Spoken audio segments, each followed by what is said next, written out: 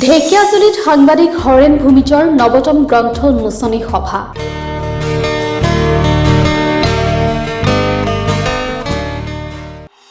অসম সাহিত্য সভাৰ প্ৰধান সম্পাদক দেৱজিৎ বৰাই উন্মোচন কৰে সাংবাদিক হৰেণ ভূমিজৰ সমাজ ধৰ্ম আৰু ঐতিহ্যৰ অনুসন্ধান নামৰ গ্ৰন্থখন।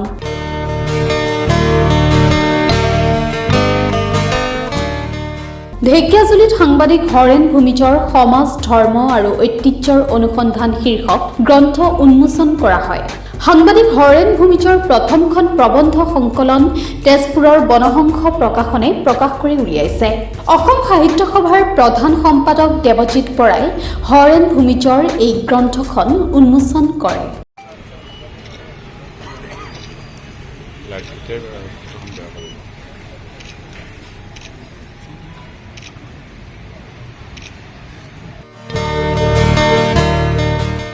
গ্ৰন্থ উন্মোচনী ভাষণত তেওঁ কয়, গ্ৰন্থই সমাজক ভাল বাৰ্তা দিয়ে। আমি গ্ৰন্থ অধ্যয়ন কৰিব লাগে। উদীয়মান লেখক সাংবাদিক হৰেণ ভূমিজৰ এই গ্ৰন্থই অসমীয়া ভাষা সাহিত্যৰ ভঁৰাল শক্তিশালী কৰাৰ ক্ষেত্ৰত বৰঙণি যোগাব। সাংবাদিকতাৰ লগতে সাহিত্য চৰ্চাৰ প্ৰতি হৰেণ ভূমিজৰ আগ্ৰহক প্ৰশংসা কৰে দেৱজিৎ বৰাই। তিনিটা কাৰণৰ কাৰণে মই এক নম্বৰ কাৰণ হৰেণ ভূমিজ, 2 নম্বৰ কাৰণ হৰেণ ভূমিজ এজন সাংবাদিক, আৰু 3 নম্বৰ কাৰণ এই আপোনালোকৰ দৰে মানুহবিলাকক লগ পোৱাৰ সৌভাগ্য আচলতে বহুত পুণ্যৰ ফলত হয়। অনুভৱ কৰি চাব যে সন্ধিয়া যিটো সময়, এই সময়টো সকলোৰে কাৰণে ব্যস্ত সময়। ঘৰত গৈ সোমোৱাৰ সময়, নামঘৰত দবাত কোব মৰা সময়, গৰু ছাগলী ঘৰলৈ অনাৰ সময়। কিন্তু সকলো কাম বাদ দি আমি এখন হোটেলৰ এটা ৰুমলৈ আহিছোঁ, এটা কক্ষলৈ আহিছোঁ আৰু এখন কিতাপ উন্মোচন কৰিবৰ কাৰণে। অসম সাহিত্য সভাৰ সাংগঠনিক সম্পাদক দুলাল নাথে আঁতৰা সভাখনত বৰচলা সমষ্টিৰ বিধায়ক গণেশ কুমাৰ লিম্বুৱে বিশিষ্ট অতিথিৰ ভাষণ প্ৰদান কৰাৰ লগতে উদীয়মান লেখক হৰেণ ভূমিজক শুভেচ্ছা জনায়। শুভেচ্ছা জনাইছোঁ আৰু একত্ৰিত হোৱাৰ সুযোগ আমাক দিছে আৰু তেখেতে আজি এখন কিতাপ উন্মোচন কৰিব, নহয় জানো? হৰেণ ভূমিজ ক'ত আছে? হৰেণ আছে কিতাপ। আৰু ইয়াত মই চাইছোঁ কিবা অনুসন্ধান বুলি শব্দ এটা আছে নেকি? কি অনুসন্ধান? কিতাপৰ নাম কিবা চাব খোজো। সমাজ ধৰ্ম আৰু ঐতিহ্যৰ অনুসন্ধান কিতাপৰ নাম। তো কিতাপ বুলি ক'লে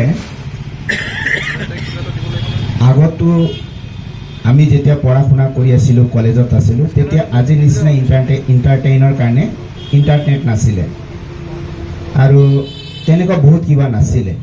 অলপ যিসকল জিজ্ঞাসু ব্যক্তি আছিলে বা জিজ্ঞাসু ছাত্ৰ ছাত্ৰী আছিলে, কিবা কৰিব, কিবা জানিব বিচৰাসকলে লাইব্ৰেৰীৰ ফালে গৈছিলে। এইটো কিন্তু তেতিয়াৰ কথা। আজি কিন্তু আমাক এক প্ৰকাৰে টেকন'লজি অলপ এলেহুৱা কৰি দিছে। আজি আৰ্টিফিচিয়েল ইণ্টেলিজেঞ্চ অহাৰ লগে লগে আমি লাইব্ৰেৰীৰ ফালে নাযাওঁ, আমি মোবাইল ফালে যাওঁ। মোবাইলতে চব মানে বিচাৰি ফুৰোঁ। হয়তো এইটো হৈছে, কিন্তু এটা সময় আছিলে, মই আজিও কওঁ, বহুতক কওঁ যে মই অন্ততঃ সেই সময়ত দৰং কলেজত 3টা লাইব্ৰেৰীৰ মই মেম্বাৰ আছিল। দৰং কলেজত এটা আমাৰ নিজস্ব লাইব্ৰেৰী আছিলে, ওচৰত চেণ্ট্ৰেল লাইব্ৰেৰী আছিলে, এতিয়াও আছে, মই চাওঁ। তাৰপাছত আমাৰ ডিষ্ট্ৰিক্ট লাইব্ৰেৰী, যিটো লাইব্ৰেৰী, সেইটোত বহুত কম মানুহৰ মেম্বাৰশ্বিপ থাকে, কিন্তু মোৰ সেই সময়ত মেম্বাৰশ্বিপ আছিলে। কাৰণ আমি কিতাপ কিনি পঢ়িব নোৱাৰিছিলোঁ। আমাৰ এটাই উপায় আছিলে যে লাইব্ৰেৰীত গৈ লাইব্ৰেৰীৰ পৰা কিতাপ আনি পঢ়াৰ বাহিৰে বেলেগ আমাৰ উপায় নাছিলে। আৰু মই কিতাপৰ বিষয়ে কওঁতে মানে মোৰ বন্ধু মানে ফ্ৰেণ্ড চাৰ্কেলবিলাক সকলো মানে অলপ, মই মাত্ৰ তেনেকুৱা, কিন্তু বাকীবিলাক অলপ মানে লিখা মেলা কৰা মোৰ বন্ধুবিলাক মানে যিমান আছে আৰু বন্ধুবিলাক চব কিন্তু এতিয়া মানে শিক্ষক লাইনত আছে, টিচিং লাইনত আছে। সেইকাৰণে তেওঁলোকৰ লগত থাকি তেওঁলোকৰ লগত মানে মোৰ উঠা বহা কৰি মই এই লাইনত বহু মানুহক সভাত লোকনায়ক অমিয় কুমাৰ দাস মহাবিদ্যালয়ৰ অধ্যক্ষ ডক্টৰ সুখদেৱ অধিকাৰী, যুগল উচ্চতৰ মাধ্যমিক বিদ্যালয়ৰ ভাৰপ্ৰাপ্ত অধ্যক্ষ বিশ্বজিৎ বড়ো, অসম বাৰ্তাজীৱী সংঘৰ শোণিতপুৰ জিলা সমিতিৰ সভাপতি নাৰায়ণ ফয়েলে বক্তব্য আগবঢ়ায়। সভাত শিল্পী ৰিজু দেৱীয়ে বৰগীত পৰিৱেশন কৰাৰ লগতে কবি শংকুসিদ্ধ নাথে কবিতা পাঠ কৰে।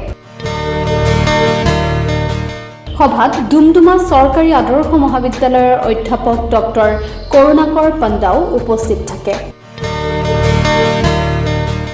উল্লেখ্য যে সাংবাদিক হৰেণ ভূমিজৰ এইখন গ্ৰন্থই পঢ়ুৱৈৰ মাজত নতুন চিন্তা, উন্মেষ আৰু নতুন তথ্য দিব বুলি আশা কৰিছে সকলোৱে। সমাজ, ধৰ্ম আৰু ঐতিহ্যৰ অনুসন্ধান নামৰ গ্ৰন্থখন উন্মোচন কৰিবলৈ আহি ইয়াৰ ঢেকীয়াজুলিৰ ৰাইজক লগ পাই মই খুব ভাল লাগিল। আজি সন্ধিয়াটো সদায় মনত থাকিব যে হৰেণ ভূমিজক মই ধন্যবাদ জ্ঞাপন কৰিছোঁ। নিজে চাদ্ৰী ভাষা, আইমুখৰ ভাষা উপৰিও অসমীয়া ভাষাত চৰ্চা কৰি যি এখন গভীৰ গ্ৰন্থ ৰাইজলৈ উপহাৰ হিচাপে আগবঢ়াইছে, সেয়া অসমীয়া ভাষা সাহিত্যৰ বাবে অনবদ্য উপহাৰ হিচাপে পৰিগণিত হ'ব। মই ভূমিজক ধন্যবাদ জনাইছোঁ যে নিজৰ মাতৃভাষাৰ উপৰিও অসমীয়া ভাষাৰ প্ৰতি তেখেতে যি দায়বদ্ধতা প্ৰদৰ্শন কৰিছে, অসমীয়া ভাষা সাহিত্যৰ উত্তৰণৰ কাৰণে যি প্ৰচেষ্টা আগবঢ়াইছে, তাৰ বাবে মই তেখেতক ধন্যবাদ জ্ঞাপন কৰিছোঁ। আৰু বাস্তৱ ক্ষেত্ৰত তেওঁ এগৰাকী সাংবাদিক, সংবাদৰ যোগেদি, সংবাদ মাধ্যমৰ যোগেদি সমাজখনৰ উত্তৰণৰ কাৰণে বহুত বছৰ, 20 বছৰ ধৰি তেখেতে লাগি আছে।